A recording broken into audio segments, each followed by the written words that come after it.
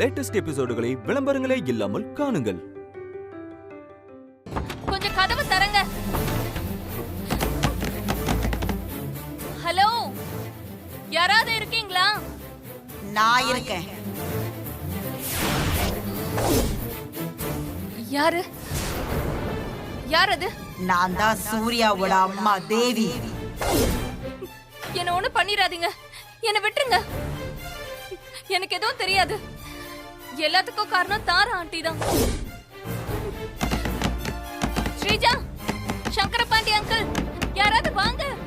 Aunty, aunty, யாராவது வந்து சீக்கிரம் காப்பாத்துங்க.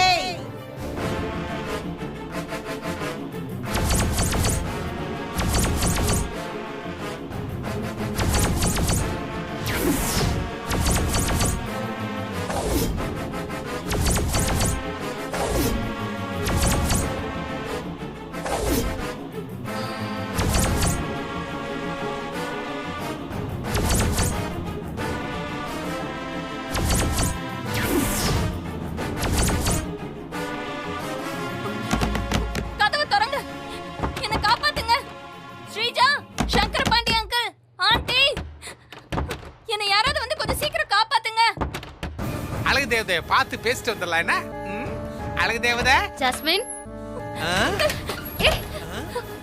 என்ன அழகு தேவதை? ஏன் இப்படி நடுங்கிட்டு இருக்கிற?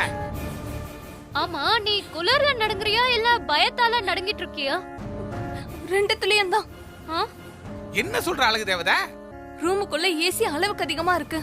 இன்னும் ஒரு 10 நிமிஷம் நான் உள்ள இருந்தா நான் செத்தே போயிருப்பேன். ஏசி கூலிங்கா இருந்தா குறைச்சு வச்சுக்க வேண்டியதானே? அதானே. நீ என்ன மாறி மாதிரி பட்டிக்காடா? படிச்சவ நீ ரிமோட் எடுத்து ஆமிக்கு குறைக்க வேண்டியதானே? ஐயோ, ரிமோட் வர்க் ஆக மாட்டேங்குது. ஏசி பவர் ஆஃப் பண்ணா பவர் ஆஃப் ஆக மாட்டேங்குது. விண்டோ ஓபன் பண்ணா அதுவும் ஓபன் ஆக மாட்டேங்குது. அவ்ளோ ஏன், டோர் கூட லாக் ஆயிடுச்சு. ஓபன் பண்ணா அதுவும் ஓபன் ஆகல. ரொம்ப நேரமா நான் கத்திட்டு இருந்தேன். என்ன சொல்ற அழகு தேவதை?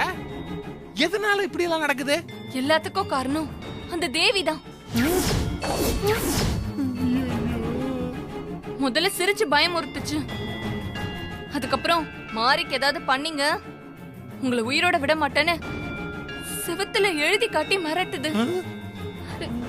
சித்தப்பா, எல்லாமே பிரம்ம அழகு தேவதை. பாருங்க,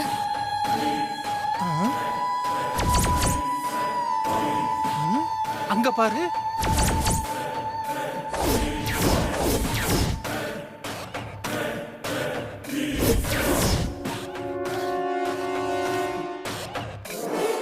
ஜாஸ்மின், நீ சொன்னதெல்லாம் உண்மைதான். ஜாஸ்மின், ஸ்ரீஜா, தினேஷ் தான் ஊர்ல இல்லல்ல. நான் உன் கூட வந்து உன் ரூம்ல படுத்துக்கிறேன். இந்த ரூம்குள்ள போறதுக்கு எனக்கு ரொம்ப பயமா இருக்கு ஸ்ரீஜா. சரி, நீ வா, நீ வா. அட பாவிகளா, பேய கண்ட உடனே என்ன தனியா விட்டு போயிட்டாள்களே. ஆஹா, தேவி அவளோட வேலையை காட்ட ஆரம்பிச்சிட்டா போல இருக்குது. அவளோட அடுத்த டார்கெட் நிச்சயமா நம்மளா தான் இருப்போம். முதல்ல அந்த ஆவிகிட்ட இருந்து தப்பிச்சுக்கிறதுக்கு ஏதாவது மந்திரிச்ச தாயத்தை கட்டணும்டா சங்கரபாண்டி. கடவுளே, என்ன மட்டும் காப்பாத்து.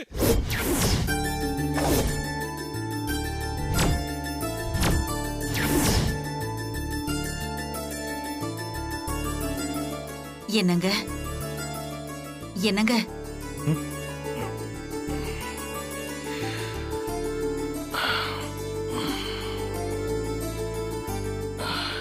யாரு?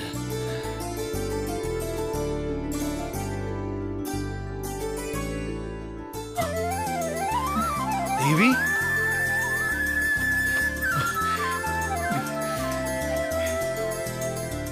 தேவி? ஆமாங்க, உங்க தேவி தான் வந்திருக்கேன். எனக்கு என்ன சொல்றதுனே தெரியல. மருமக மாறி உன்னை பார்த்தேன் பேசினேன்னு சொல்லும் போதெல்லாம் நீ என்ன பார்க்க வரமாட்டியா, என்கிட்ட பேச மாட்டியான்னு நான் எத்தனையோ நாள் ஏங்கிருக்கேன். இத்தனை வருஷத்துக்கு அப்புறம் இன்னைக்குதான் உனக்கு என்ன பார்க்கணும், என்கிட்ட பேசணும்னு தோணிருக்குல்ல. நான் திரும்பவும் உன்னை பார்ப்பேன்னு நினைக்கவே இல்லை தேவி. எனக்கு எவ்வளவு சந்தோஷமா இருக்கு தெரியுமா? ரொம்ப சந்தோஷம். என்ன மன்னிச்சிருங்க. என்னை விட்டு பிரிஞ்சு நீங்க ரொம்ப கஷ்டப்பட்டுட்டு இருக்கீங்க. மறுபடியும் நீங்க என்ன நேர்ல பார்த்தா இன்னும் வேதனைப்படுவீங்கன்னு தான் இத்தனை வருஷமா உங்க முன்னாடி வரல. நான் தப்பு பண்ணிட்டேன், ரொம்ப பெரிய தப்பு பண்ணிட்டேன். அந்த தாராவை நல்லவன்னு நம்பிட்டேன். அவளை பத்தின உண்மையெல்லாம் எனக்கு லேட்டா தான் தெரிஞ்சது. உண்மை தெரிஞ்சும் அந்த கொலைகாரி தாராவை வீட்டுல வச்சுக்கிட்டு நான் ஒண்ணும் பண்ண முடியாம தவச்சுக்கிட்டு இருக்கேம்மா. நம்ம மக சூர்யா உயிருக்கு நானே ஆபத்தை உருவாக்கிட்டேன். ஆனா அதை நான் அவங்கிட்ட சொல்ல முடியாம தினம் தினம் வேதனையில செத்துக்கிட்டு இருக்கேன் தேவி, செத்துக்கிட்டு இருக்கேன். ஆனா நீ என்ன மன்னிச்சிடு தேவி. உங்க மனவேதனை எனக்கு புரியுதுங்க. நீங்க கவலைப்படாதீங்க. உங்களோட கஷ்டம், இந்த வீட்டோட கஷ்டம் எல்லாத்தையும் போக்கதா மருமக மாறி வந்திருக்கா. மாரிய பத்திரமா பாத்துக்கோங்க. அது உங்களோட பொறுப்பு. ஆரம்பத்துல வேணும்னா சூர்யாவுக்கு மாரிய சுத்தமா பிடிக்காம இருந்திருக்கலாம். ஆனா சூர்யா இப்ப மாரிய பத்தி நல்லா புரிஞ்சுக்க ஆரம்பிச்சிருக்கான். இன்னும் போக போக மாரியோட உண்மையான பாசம் அவனுக்கு புரிய வரும். நீங்க மட்டும் சரியான நேரத்துல மாரிய சூர்யாவுக்கு கல்யாணம் பண்ணி வைக்காம இருந்திருந்தா நம்ம சூர்யாவுக்கு தாராவால கண்டிப்பா ஆபத்து ஏற்பட்டிருக்கும். தாரா கொலைகாரி. நம்ம மக சூர்யாவை கொலை பண்ண பாக்குறான்னு தெரிஞ்சும் என்னால அதை சூர்யா கிட்ட சொல்ல முடியல தேவி. சூர்யாவை அந்த தாரா போலி பாசத்தை காட்டி அவனை நம்ப வச்சு அவனை அவ கட்டுப்பாட்டுல வச்சிருக்கா. முடிஞ்சதை நினைச்சு வருத்தப்பட வேண்டாங்க. என்னாலேயே கண்டுபிடிக்க முடியாத நம்ம குலதெய்வத்தை மாறி கண்டுபிடிச்சு வீட்டுக்கு கொண்டு வந்துட்டால. இனிமே கண்டிப்பா தாராவால சூர்யாவுக்கும் நம்ம குடும்பத்துக்கும் எந்த ஆபத்தும் வராது. உண்மைதான் தேவி. மாறி நம்ம வீட்டுக்கு வந்து எவ்வளவோ பிரச்சனைகளை கடந்து நம்ம குலதெய்வத்தை கண்டுபிடிச்சு வீட்டுக்கும் கொண்டு வந்து பூஜையும் பண்ணிட்டா. மாரிய தவிர வேற யார் மருமகளா வந்திருந்தாலும் இத பண்ணிருக்க முடியாது. ஆமாங்க, மாறி மருமகளா கிடைச்சது நாம செஞ்ச புண்ணியம் தாங்க. நீங்க எனக்கு ஒரு சத்தியம் செஞ்சு கொடுங்க. என்ன சத்தியம் பண்ணணும் தேவி? நான் இந்த வீட்ல இருந்த மாதிரி என் மருமக இந்த வீட்ல இருக்கணும். எனக்கு கிடைச்ச எல்லா மரியாதையும் உரிமையும் மாரிக்கும் கிடைக்கணும். மாரிய இடத்துக்கு கொண்டு வரணும். அவளை அடுத்த தேவியாக்கணும். அது மட்டும் இல்லைங்க, மாரி இந்த வீட்டோட நிர்வாகத்தையும் ஆபீஸோட நிர்வாகத்தையும் பாத்துக்கணும். மாரிய தவிர வேற யாராலையும் இத பண்ண முடியாது.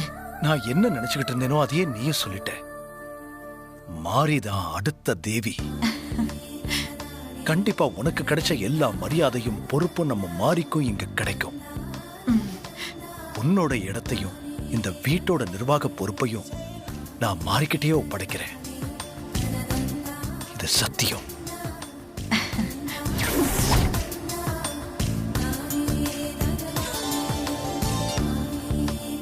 ரொம்ப சந்தோஷங்க, ரொம்ப சந்தோஷம்.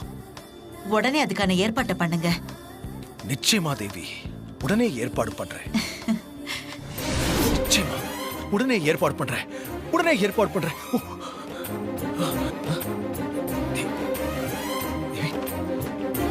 தேவி, தேவி, கனவா?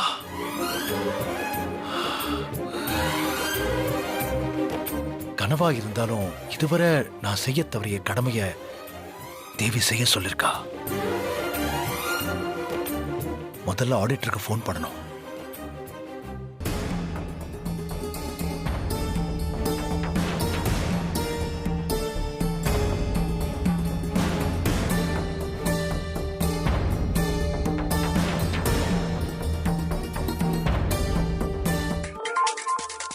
என்ன ஜெகதீஷ் சார் இந்த நேரத்தில் கால் பண்ணுறாரு? Hello sir. சாரி சார், தூக்கத்தில் டிஸ்டர்ப் பண்ணிட்டேனோ? இல்லை பரவாயில்ல சார், இருக்கட்டும். என்ன சார் இந்த நேரத்தில் கால் பண்ணியிருக்கீங்க? ஏதாவது எமர்ஜென்சியா சார்? அப்படியே சொல்லலாம் சார். என்ன சார் சொல்கிறீங்க? என்ன ப்ராப்ளம்? எமர்ஜென்சினா இப்போ நீங்கள் நினைக்கிற மாதிரி ஒரு ஆபத்தான எமர்ஜென்சி இல்லை. இது ஒரு சந்தோஷமான ஒரு எமர்ஜென்சி. என்ன சார் சொல்றீங்க? எனக்கு ஒண்ணுமே புரியல. கொஞ்சம் விளக்கமா சொல்லுங்க சார். நீங்க ஒன்னும் குழப்பிக்க வேண்டாம். நம்ம வீடு, ஆபீஸ், மத்த இருக்கிற எல்லா டாக்குமெண்ட்ஸையும் எடுத்துட்டு நாளைக்கு காலையில வீட்டுக்கு வாங்க. என்ன சார் ஆச்சு? மொத்த டாக்குமெண்ட்டையும் கேட்குறீங்க? எல்லாம் ஒரு நல்ல விஷயத்துக்காக தான். என் ஒய்ஃப் தேவி இருந்தவரை கம்பெனி நிர்வாகத்தையும் வீட்டு பொறுப்பையும் அவதானே பார்த்துக்கிட்டு இருந்தா. இப்போ அந்த பொறுப்பு எல்லாத்தையும் என் மருமகன் மாறிக்கிட்ட நான் ஒப்படைக்க போறேன். நீங்க அதுக்கான டாக்குமெண்ட்ஸ் எல்லாத்தையும் ரெடி பண்ணிட்டு கொண்டு வந்துருங்க. Okay sir. நாளைக்கு காலையிலே வந்துருங்க, சீக்கிரம். ஓகே சார், நான் வந்துடுறேன் sir. Okay, good night sir. Good night.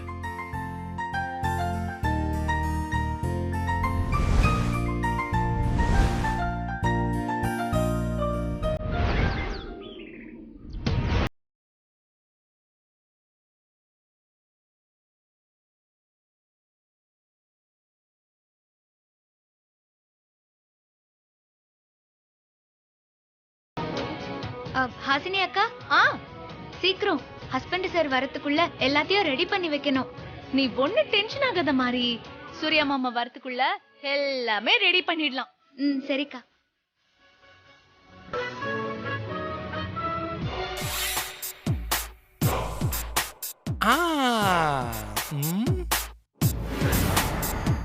Sister, என்ன வீடே விழாக்கோலம் போட்டு இருக்குது? எங்கள்கிட்ட கூட சொல்லாம சூர்யாவுக்கும் அழகு தேவதைக்கும் கல்யாணம் பிக்ஸ் பண்ணிட்டீங்களா? அதுவும் அந்த மாரியை வச்சே டெக்கரேஷன்லாம் பண்ண வச்சிருக்கீங்க. You are great sister. அப்படியா அத்தை? எங்களுக்கு சர்ப்ரைஸ் கொடுக்க தான் சஸ்பென்ஸா வச்சிருந்தீங்களா அத்தை? அப்படியெல்லாம் ஒண்ணுமே இல்ல. எதுக்கு இந்த டெக்கரேஷன் எனக்கும் ஒண்ணும் புரியல. அதுக்கு என்ன கேட்டுருவோம். ஹாசினி, எதுக்கு இந்த டெக்கரேஷன்லாம்? மதர்ஸ் டே செலிப்ரேஷனுக்காக மாரி தான் இதெல்லாம் ஏற்பாடு பண்ணிருக்கா. அதான் கொட்டை எழுத்துல மதர்ஸ் டேன்னு எழுதி போட்டிருக்கல, பார்த்து படிக்க வேண்டியதானே?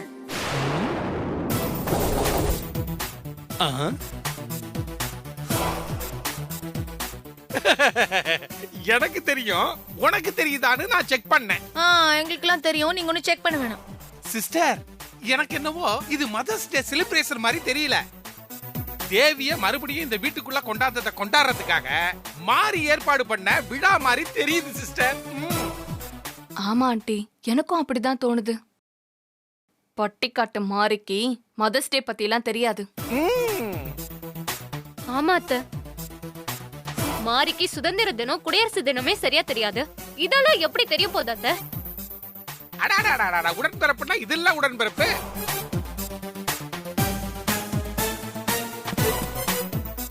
பாத்தீங்களா சிஸ்டர், நான் சொன்னது சரியா இருக்குங்களா?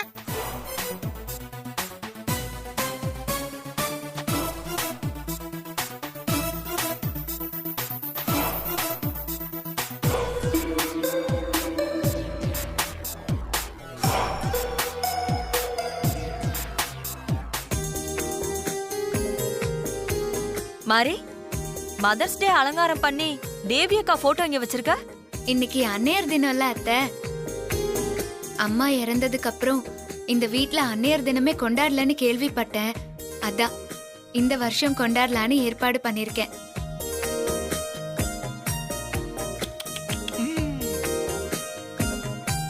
எத்தனை நாளா இது எங்களுக்கு தோணவே இல்லையே.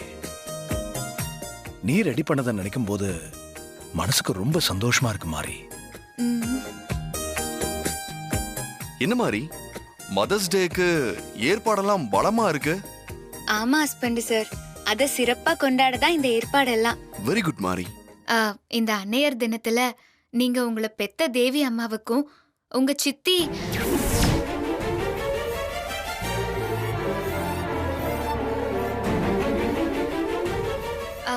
இல்ல நீங்க பெத்த அம்மாவுக்கும் மேல பாசம் வச்சிருக்கிற தாரா அம்மாவுக்கும் கேக் வெட்டி பரிசு கொடுங்க ஹஸ்பண்ட் சார்.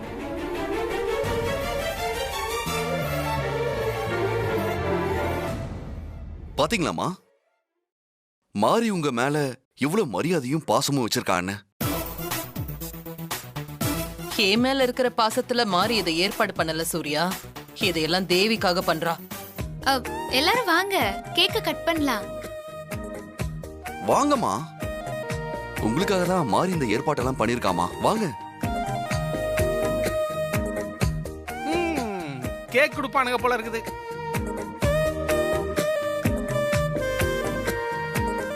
வாங்க. இருங்க, நான் போய் கேக் எடுத்துட்டு வரேன். கரெக்டா சொன்னேனா?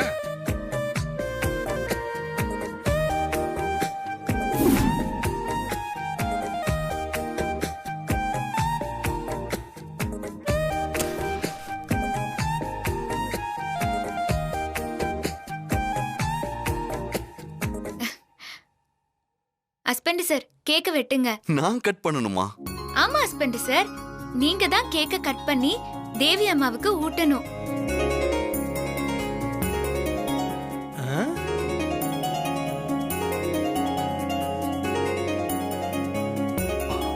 தேவி அம்மாவுக்கா?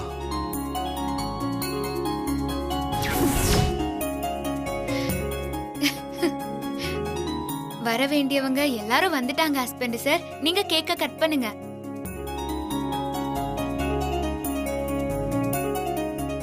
சரி மாறி.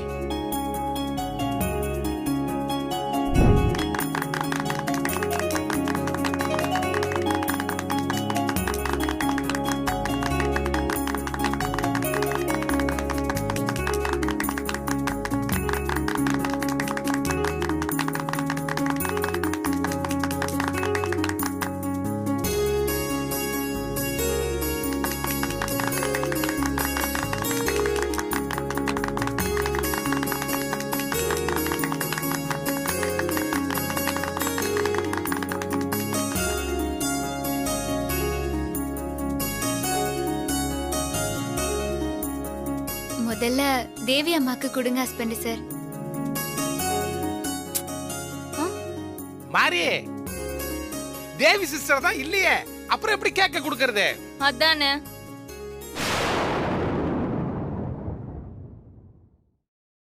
தேவி அம்மா இங்க இல்லன்னு யார் சொன்னது?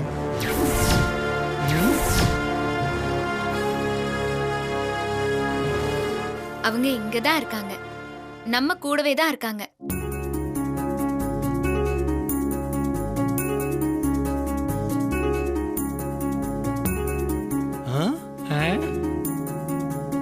இங்க இருக்காங்களா?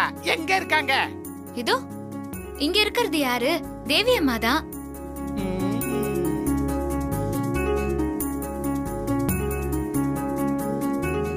சரியா சொன்ன மாதிரி.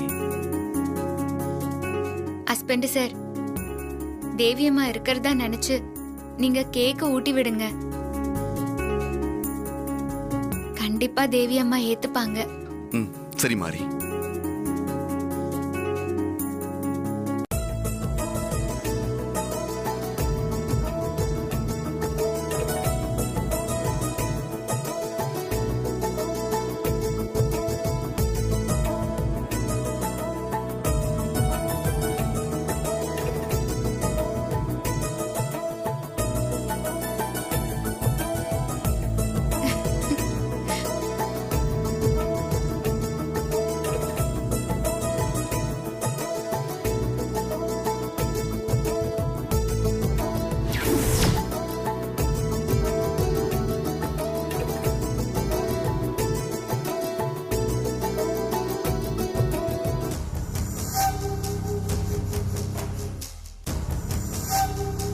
சீஜா, மாரியத்தான் ஆஸ்பத்திரியில சேர்க்கணும்னு நினைச்சேன். குடும்பம் மொத்தத்தையும் கொண்டு போய் சேர்க்கணும்.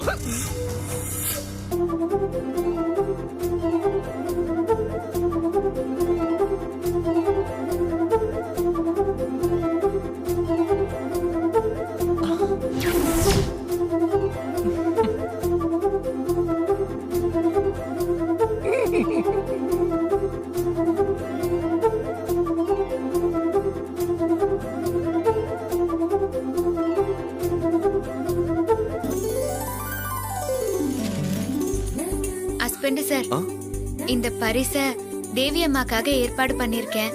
இத நீங்களே கொடுத்துருங்க. கொடு.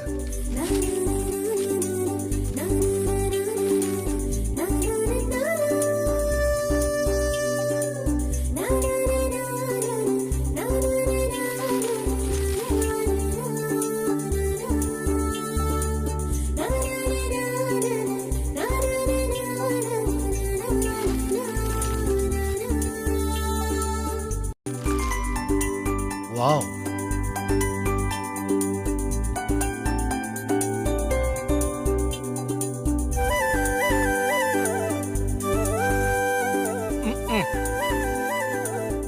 நல்லா இருக்கு மாறி. தேவிக்கு செடி வைக்கிறதுனா ரொம்ப பிடிக்கும்.